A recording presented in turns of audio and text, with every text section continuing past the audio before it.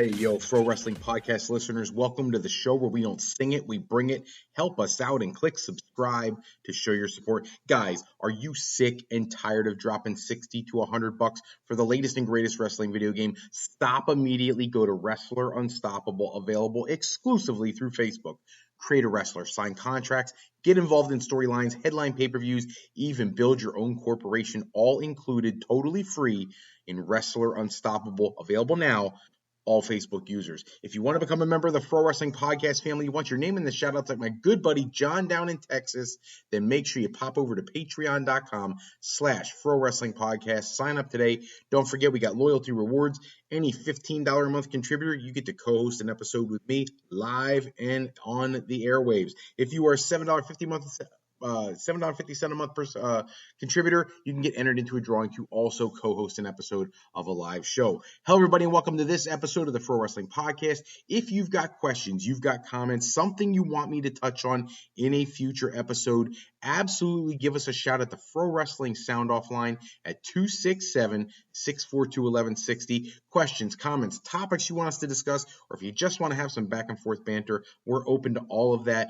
Chime into the sound offline. It is a talk to text service. You talk, you text it to me, and we'll get to what you want to talk about in a future episode. And while you're checking out everything that is the Pro Wrestling Podcast and giving us those calls, don't forget to stop by our homepage, ProWrestling.com. In the news today, this episode, we're going to cover some of the current tidbits going on in the world of professional wrestling, and this is our WrestleMania prediction episode. We're going to run down the card, talk about what we think is going to happen, and cover the day's news. Of course, this week it was announced that the Steiner brothers, both Rick and Scott Steiner, being announced for the WWE Hall of Fame. Those who listen to the show often, you know that I have a real problem oftentimes with the Hall of Fame when I feel like they give recognition to people who don't belong there. That is not the case here. I believe that the Steiner brothers are one of the greatest tag teams in the history of the business, and I actually wonder sometimes if they were able to be marketed correctly when they came to WWE for the short run that they had there, they may have been even greater than they already were. Most of their incredible work was done in the NWA and WCW, where they were multiple time tag team champions, but they did have a short run in WWE with some real legendary matches with Money Inc., Ted DiBiase, and Erwin R. Shyster that were fantastic. So I think they are incredibly worthy of induction into Hall of Fame. Not only that, tag team championships everywhere. I mean, think about it. Japan, Impact Wrestling, WWE, WCW, everywhere they've gone, they've picked up gold. And it just tells you the credibility that they had as a tag team and how much promoters wanted to push them as a main attraction. They had, in my opinion, is one of the greatest matches was at Starrcade the one year. There was a tag team tournament, round robin style with the Samoan SWAT team and the Road Warriors and the Steiners and all these teams were in this tournament. And the matchup between the Steiners and the Road Warriors was just masterful. And I felt like it was an opportunity. The Road Warriors kind of gave the Steiners the rub that pushed the Steiners to the main event level, previously being like a United States Tag Team Champion level competitor. And that tournament really put them in the World Championship picture going forward. So congrats to the Steiner brothers. This year's Hall of Fame is interesting for me because obviously the Undertaker first ballot Hall of Famer. I don't know why they call it first ballot. WWE, there's no such thing as a ballot. It's not like anybody votes on these things. Vince kind of picks it. I'm sure he reviews it with some people, but there's no real ballot. But, you know, the Undertaker going in makes total sense. Vader, long overdue. People like the Steiner brothers going in, I have absolutely not one shred of problem. Even Shad Gaspard going in as the Warrior Award recipient, which is another beautiful thing. I'm thoroughly behind that. Queen Sharmell is the only one I've taken issue with, and it's not a knock on Sharmell as being an incredible talent or anything like that. I just don't think she contributed enough to the business to be a Hall of Fame level player. But not when there's other people who are significantly better. I get it. She lives with Booker T down in Texas, and maybe you're trying to get that Texas pop. I just don't see why you have to take the WWE Hall of Fame and cater and pander to the crowd. the fans of WWE are international. You could pick anybody who's worthy and put them in there, and people would love it. Can you imagine this year, after having the Royal Rumble with Mickie James there as the Impact Knockouts champion, putting Mickie James in the WWE Hall of Fame? She'd absolutely be worthy of that. I think that recognition is something she deserves. You've already given it to people like Lita and things like that. Heck, you've given that to Tori Wilson. So why wouldn't you give it to somebody like Mickie James over somebody like Sharmell, who really didn't do anything? So that's the only one I have an issue with. Otherwise, I think this is a great class so far. I really wish they would have put in a couple more people. Psycho Sid was discussed. We haven't seen any official announcement about that, but I think they could have done a little more. But they are trying to put it on after SmackDown goes off the air. So I get them trying to make the ceremony a little more restricted or confined. I get that, but I just don't think he needed to put somebody in there who didn't need to be. I don't think Sharmell was losing sleep over not being a Hall of Famer. So it almost feels just like pandering to the crowd, which is never something I'm a big fan of. And then the other tidbit of WWE news, WWE reportedly is heading back to Saudi Arabia for TLC this year, taking one of their big shows. If you haven't noticed the pattern, and we talked about this a few months ago on an episode, WWE is always bringing these gimmick things to Saudi Arabia. For whatever reason, I don't know why they do that, but they do that. And this is the next one on the list, I suppose, doing TLC in Saudi Arabia. I just wonder how many of I shouldn't say like premium live events. I wonder how many premium live events WWE can still have there and offer unique experiences that you can't find anywhere else. Greatest Royal Rumbles and things of that nature, WWE Cup and things like that. I get why you're doing that, is to give some pop and happenstance to the card, but I don't think you need to do that every time. I think sometimes you can draw just based on who's wrestling. For example, if you wanted to do a blockbuster show in Saudi Arabia, tell me, I understand the debacle that was The Undertaker versus Goldberg, but tell me, if you're really trying to pop the ticket sales, right, wouldn't you pay every penny you could to do it finally in the ring, Stone Cold Steve Austin versus Goldberg? Like, for real. That is a Saudi Arabia style match. That's one that would absolutely be one of the biggest pay-per-view buys in the history of the business, and it would put two old folks into the ring together, and we could have an interesting situation. I'm still hoping that happens in some way, shape, or form. I think we're going to have to wait till after Mania to find out how Stone Cold feels after everything he's going through, but I'm pulling for all positives coming out of Mania, and hopefully we get something spectacular from Stone Cold this coming weekend. That being said, we're going to jump into the WrestleMania card. We're going to go down through the matches and discuss who we think is going to win each match. And, let's be honest, there's betting odds out there, so maybe some people just strictly go with the odds. I don't always do that. So we'll see. We'll start off with what is being rumored as the night one matches, starting with Becky Lynch versus Bianca Belair. Becky Lynch right now is the underdog at a plus 350 to Bianca Belair's minus 600. I actually hate the match. I really do. This match has been done before. SummerSlam last year, the return matches following SummerSlam, and now we're doing it Mania. And it's not because Belair's not worthy. It's just I think after the reign that Becky has had, there should have been a bigger moment for taking the championship from Becky Lynch, because Bianca Belair is the minus 600 favorite. And I agree with that. Belair is going to win because somebody has to take that championship at some point. And I think this is probably the perfect spot to do that and put Belair over. Rey Mysterio and Dominic Mysterio taking on The Miz and Logan Paul. If I'm just being honest here. If I'm WWE, I book this match with Logan Paul and The Miz taking the win. I'm predicting that Miz and Logan Paul win this match. Logan Paul has boxing matches he wants to still promote and things like that going forward. I don't think he would come in for this program if he wasn't going to win.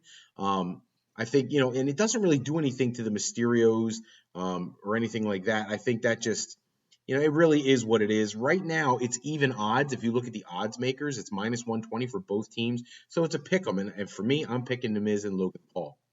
Drew McIntyre versus Happy Corbin. Happy Corbin has Madcap Moss with him. McIntyre minus 1,000 favorite. Of course he's going to win.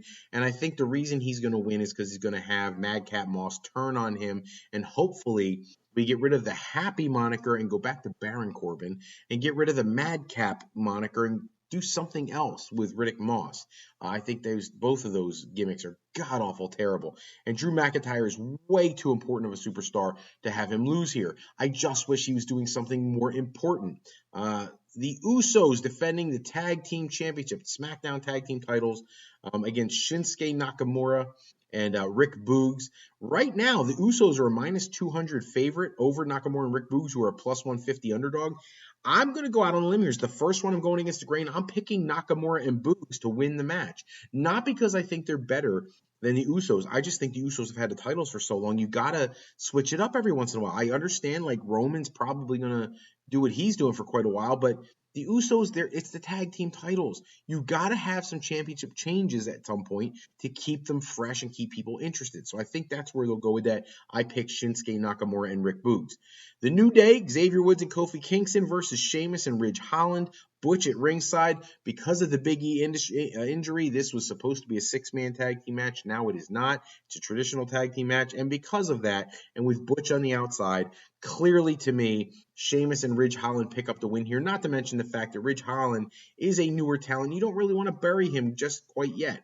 As far as the odds are concerned, Sheamus and Ridge Holland are the minus 300 favorite to the New Day's plus 200. I hate that the New Day have been buried in the last several months, but I agree with this one. Sheamus and Ridge Holland take the match and take the win. I actually would love for Sheamus to break away from Ridge Holland. Let Ridge Holland and Butch be a tag team and Sheamus be the singles guy or something, because I don't like this pairing. And Ridge Holland has so much he can offer and grow and learn with somebody like Butch as I don't want to say a mentor, but the leader of a tag team. I just feel like it's wasting Pete Dunne right now, having him stand on the outside of the ring. Charlotte Flair versus Ronda Rousey, SmackDown Women's Championship. If you look at the odds makers right now, this is one where Ronda Rousey is a minus 700 favorite versus Charlotte Flair at a plus 400. I agree, even though I don't want to. I think Ronda Rousey wins here. I would love to see Charlotte beat Ronda Rousey, not because I'm a huge Charlotte mark or anything like that. I just think it sends a message that if Ronda's there, she automatically wins. And I don't like that. And what is this going to do? Set up a Ronda Rousey versus Becky Lynch match next year at Mania? Because that's the rumor. How do we get there? And why are we going there? Build somebody else. I'd be much happier to see Ronda Rousey and Raquel Gonzalez next WrestleMania than this. But we're not there yet. So we'll have to see how this plays out over the course of the next year. But I do predict that Ronda Rousey does win that championship in night 1. When we shift over to night 2, Queen Zelina and Carmella, the women's tag team champions, defending against Sasha Banks and Naomi, against Rhea Ripley and Liv Morgan, and against Natalya and Shayna Baszler. Now, this is a more complicated one for me because I think you have to take the women's tag team championship off of the current champions. I don't think that Zelina Vega and Carmella need to keep those belts anymore. I think the obvious winners are Naomi and Sasha Banks. Naomi and Sasha are the favorites, minus 200. Liv Morgan and Rhea Ripley are a plus 185. Vega and Carmella are plus 500. The major underdogs are Shayna Baszler and Natalya. Now, here is the thing. If I'm booking this, I don't know how I feel about this. I feel like my gut's telling me Naomi and Sasha are going to win, so the odds makers are right, but I kind of want it to be Baszler and Natalya. Actually, as a matter of fact, I wouldn't mind it being Liv Morgan and Rhea Ripley. I don't care which one wins it. But I think in the end, even though I think it would be better for Baszler and Natalya because there's more female tag teams for them to work with, I think I'm going to go with the consensus, and Naomi and Sasha Banks walk out as the new women's tag team champions. The match that nobody wants to see. Johnny Knoxville versus Sami Zayn. I get it. Like, I'm a Sami Zayn fan too. I think the guy's doing a great job, but he is a plus 200 underdog to Johnny Knoxville, who's a minus 300 favorite. I'm sorry. I picked Sami Zayn for this. Now, here's the thing. I'm sure WWE is going to have Knoxville win because Zayn can play it off as a comedic loss. I'm going against the odds makers. Sami Zayn wins because why not? How can you have a legitimate WWE superstar lose to a 50-some-year-old jackass star? That doesn't make sense to me whatsoever. Johnny Knoxville, I need to see him lose this match. I think it's absolutely ridiculous that he would even be considered to be the favorite for this match. Speaking of celebrity involvement, sort of, Pat McAfee versus Austin Theory. I'd be honest with you, I am actually looking forward to this match more than many of the matches on the card. Pat McAfee, the minus 140 favorite versus Austin Theory, the plus 100 underdog. And I agree with that. Pat McAfee walks out the winner of the match. I think he has an opportunity to put on a great Great match. And a lot of people don't even realize this. Like, Rip Rogers was training Pat McAfee long before WWE came along. This guy has wanted to be in the business for a very long time. Clearly, he can talk the talk. We've seen him at TakeOver twice. He can walk the walk. I think Pat McAfee, if he was a little younger, would be the next big megastar if WWE wanted to push him that way and if he was interested in that kind of schedule. Unfortunately, it sounds like he is not interested in that schedule, so not going to happen. But I would love to see him get the win here. The Raw Tag Team Championship, RK Bro versus the Street Profits versus Alpha Academy, because why not have another Tag Team Championship match with multiple teams for no good reason? I'm just going to go there. I'm picking the Street Profits because why not? This match, I'll be honest with you, I could not care less. Alpha Academy doesn't need the belts again. RK Bro doesn't need to keep the belts because at some point you got to split that team up. The Street Profits used to be a premier tag team, and for the last year have dropped off the radar. They need this to reestablish themselves and to validate WWE's tag team division, especially on Raw. So I'm going with the Street Profits to win. As far as the betting odds in terms of the tag team championship match, I mean, look, here's the thing. It doesn't matter to me what the odds makers say. They say RK Bro is the minus 150 favorite. I don't care. I'm going with the Street Profits, who are plus 150 underdog. Alpha Academy is a plus 400. I don't think anybody thinks they're going to win, but I still don't see RK Bro walking out as champions. Edge versus AJ Styles, my personal favorite match on the entire card.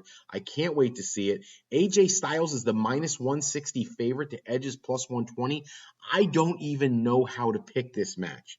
And it's going to come down to this. I was a huge AJ Styles fan going all the way back to NWA Wildside. I've been an Edge fan since the minute he walked out the first time in WWE.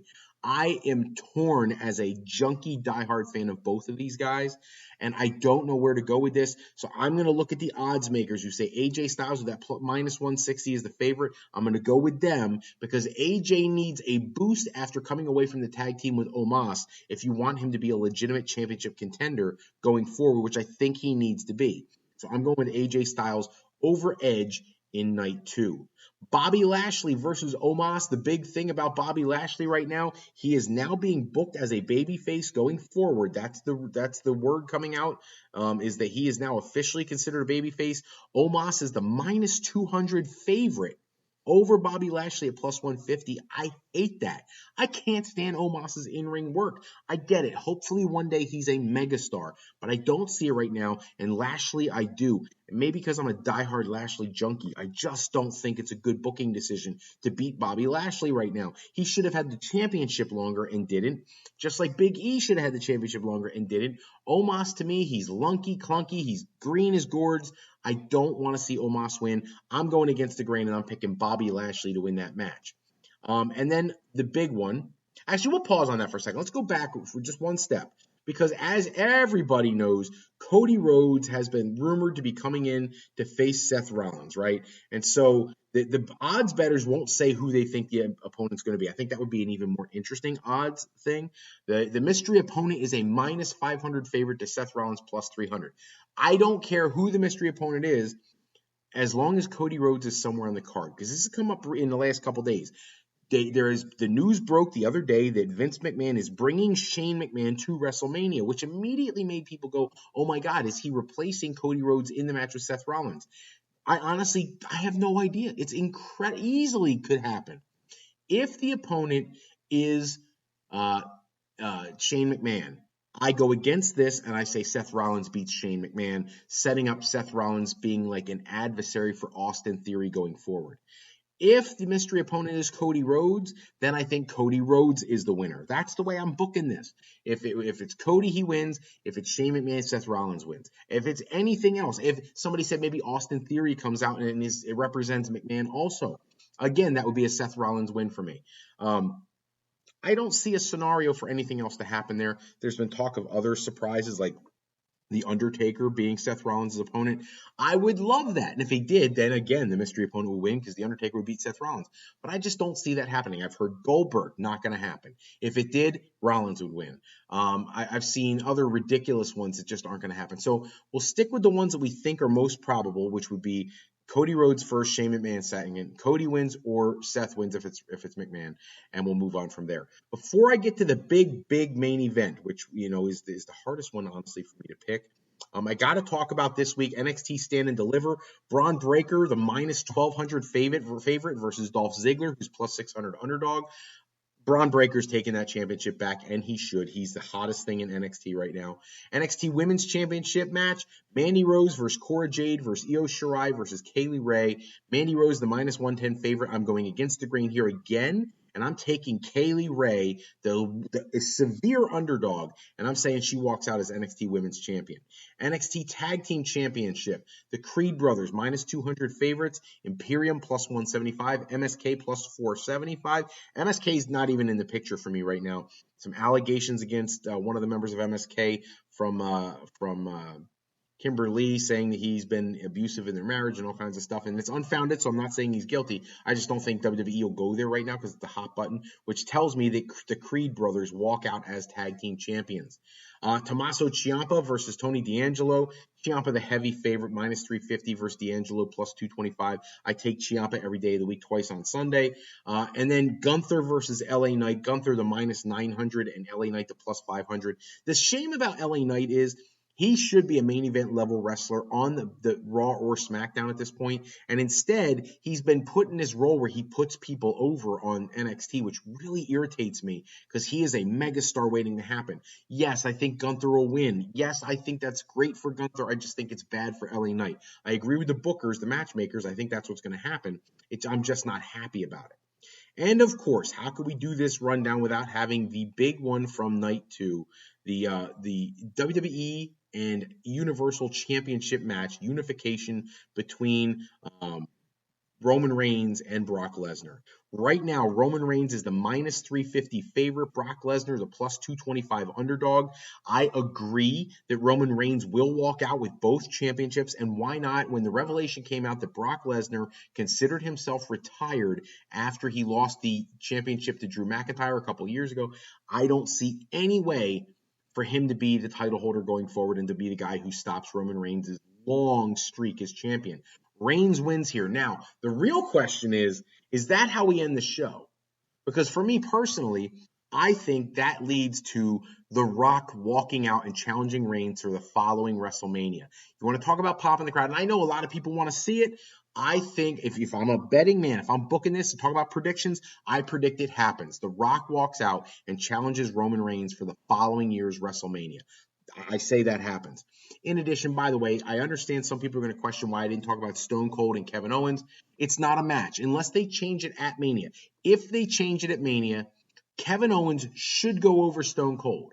Unfortunately, Vince McMahon is a diehard junkie for the oldies, and Stone Cold will go over Kevin Owens. I really don't care either way since they haven't set Owens up to be Universal or World Champion at all in the last 6 or 8 months. And let's be honest, the last time he was at the Rumble when he took on Roman Reigns in that incredible match that they put on, but he really hasn't been since. So I understand he did a little messing around with Big E or whatever, but he never really felt like the championship was in danger because Big E had just won the title.